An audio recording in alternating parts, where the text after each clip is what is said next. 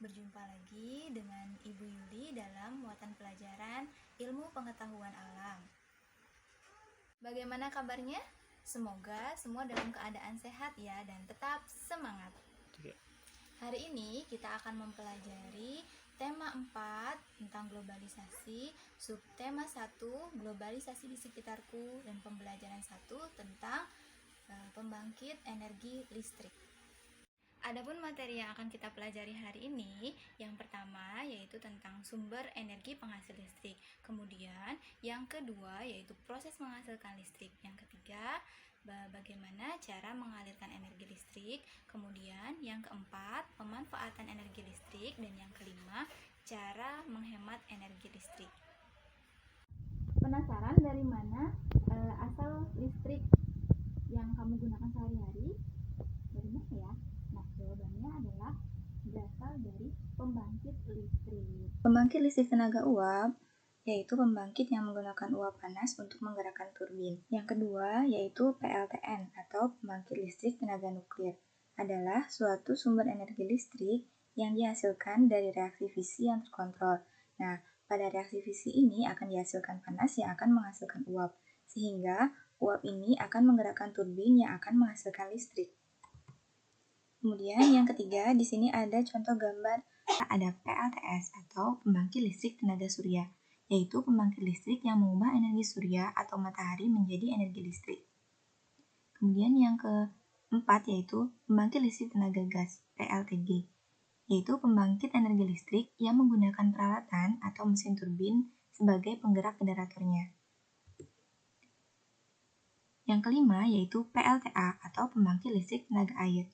Sesuai dengan namanya, pembangkit listrik yang satu ini mengandalkan kecepatan arus air yang untuk menggerakkan turbin di dekatnya.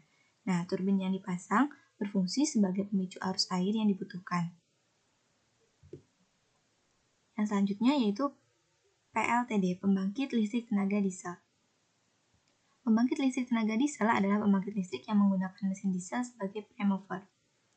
Prime mover ini merupakan peralatan yang mempunyai fungsi menghasilkan energi mekanis yang diperlukan untuk memutar generator. Kemudian, PLTO atau pembangkit listrik tenaga ombak, yaitu pembangkit listrik yang biasanya terletak di lingkungan perairan atau lepas pantai. Adalah alat yang digunakan untuk menghasilkan energi listrik dalam skala besar yang menggunakan berbagai macam energi. Adapun benda yang bisa menimbulkan arus listrik disebut sumber listrik. Contoh sumber energi listrik di sekitar kita diantaranya yaitu baterai, aki, dan dinamo. Lalu, bagaimana baterai bisa menghasilkan listrik ya? Baterai berisi zat-zat kimia yang menyimpan energi kimia. Biasanya, di bagian luar baterai dibungkus dengan bahan logam. Bungkus luar dibuka, kamu akan menemukan lapisan seng yang berfungsi sebagai kutub negatif. Namun, jika lapisan seng ini dibuka, kamu akan menemukan zat-zat kimia. Di bagian tengah baterai, kamu akan menemukan batang arang yang keras. Nah, ujung luar batang arang ini yang biasanya dihubungkan dengan tembaga dan berfungsi sebagai kutub positif dinamo. Sebenarnya, dinamo tidak bisa menghasilkan listrik, tetapi ia bisa mengubah energi gerak menjadi listrik. Bagaimana dengan power bank? Apakah termasuk dalam sumber energi listrik? Ya, betul sekali. Power bank bukan merupakan sumber energi listrik. Power bank atau bank daya adalah sebuah perangkat yang digunakan untuk memasukkan energi listrik ke dalam baterai yang bisa diisi ulang tanpa harus menghubungkan piranti tersebut pada outlet listrik. Pengisian baterai ini tergolong portable, jadi bisa dibawa kemana-mana ya, dan bisa diisi kembali. Baik anak-anak, selanjutnya Ibu akan menjelaskan mengenai proses menghasilkan listrik. Nah, salah satu pembangkit listrik yaitu PLTA. Bagaimana proses menghasilkan listrik pada PLTA? Berikut ini, Ibu mempunyai gambar tentang skema proses menghasilkan listrik pada PLTA. Namun sebelumnya, Ibu akan menjelaskan bagian-bagian atau komponen pada PLTA. Yang pertama, yaitu waduk. Yang kedua, pintu air. Yang ketiga, katup pengaman. Yang keempat, tangki pengaman tekanan. Yang kelima, pipa pesat. Yang keenam, yaitu katup pengatur tekanan. Yang ketujuh adalah turbin. Yang kedelapan, generator. Yang kesembilan disebut transformer. Dan yang kesepuluh namanya transmisi. Nah, bagaimana listrik bisa dihasilkan dalam PLTA? Baik, yang pertama, pembangkit listrik tenaga air atau PLTA berasal dari waduk atau sungai. Akan masuk melalui pintu yang diatur oleh katup tekanan. Air kemudian masuk ke tangki pengaman tekanan. Kemudian air diarahkan dan dialirkan ke turbin melalui pipa pesat. Sebelum air dialirkan ke turbin, air akan diatur oleh katup pengatur tekanan agar mendapatkan tekanan yang lebih besar. Ketika sudah mendapatkan tekanan yang lebih besar, maka air dapat menggerakkan turbin. Energi gerak tersebut kemudian diubah menjadi energi listrik oleh generator. Nah, generator memanfaatkan perputaran turbin untuk memutar kumparan magnet di dalam generator, sehingga terjadi pergerakan elektron yang membangkitkan timbulnya arus AC atau alternating current, yaitu arus listrik di mana besarnya dan arah arusnya berubah-ubah secara bolak-balik. Jadi, yang dimaksud generator adalah pada bagian 8 ini ya. Sebelum disalurkan, energi listrik dari generator diatur kapasitas tegangannya oleh transformer. Energi listrik kemudian dibagikan ke konsumen oleh saluran transmisi.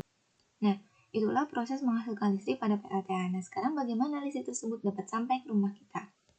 Pertama, energi listrik yang dihasilkan di pusat pembangkit energi listrik tersebut dinaikkan tegangannya oleh transformator penarik tegangan hingga 500 kV. Nah, tujuannya agar daya listrik tidak turun ketika menempuh jarak jauh, misalnya ketika melewati wilayah pegunungan atau hutan. Baru, kemudian pada bagian ini listrik disalurkan ke berbagai tempat menggunakan sistem transmisi yang dinamakan saluran udara tegangan ekstra tinggi atau yang disebut juga dengan SUTEP, yang menyalurkan energi listrik dari pusat-pusat pembangkit. Setelah itu, melalui SUTEP, energi listrik kemudian masuk ke gardu induk. Di gardu induk ini, energi listrik diturunkan tegangannya oleh transformator penurun tegangan menjadi tegangan menengah, yaitu sebesar 20 kV. Kemudian, energi listrik disalurkan ke gardu-gardu distribusi dan diturunkan kembali tegangannya dalam gardu distribusi menjadi tegangan rendah, yaitu 220 volt. Gardu distribusi ini berperan untuk mengalirkan listrik ke rumah-rumah melalui kabel listrik sehingga dapat digunakan dalam kehidupan sehari-hari. Mulai dari menyalakan kipas angin, menyetrika pakaian, menyalakan mesin cuci, menyalakan kulkas, memasak nasi, dan lain-lain. Selain di rumah, energi listrik juga digunakan di tempat lain seperti sekolah, gedung, perkantoran, tempat perbelanjaan, dan yang lainnya. Nah, kita juga dapat memanfaatkan energi untuk berkomunikasi dan hiburan. Misalnya, saat beraktivitas di rumah, kita bisa menggunakan ponsel untuk menelpon atau mengobrol via chat dengan teman atau saudara. Ponsel itu bisa menyala karena energi listrik. Begitupun komputer atau televisi yang kita gunakan untuk menonton film. Alat elektronik itu bisa digunakan dengan bantuan energi listrik. Namun, meski begitu, dalam memanfaatkan energi listrik, kita juga tetap harus bijak dan tidak boleh boros ya. Adapun cara menghemat energi listrik yang pertama yaitu hemat pemakaian lampu. Cara menghemat listrik yang pertama yang perlu diperhatikan adalah dengan memakai lampu seperlunya. Kita bisa memanfaatkan sinar matahari untuk dijadikan sebagai penerangan utama di siang hari. Dan sebaiknya gunakan lampu hemat energi seperti lampu LED. Yang kedua, mematikan alat elektronik jika tidak digunakan. Kita bisa mematikan peralatan elektronik seperti TV, AC, dan lampu ketika mau tidur.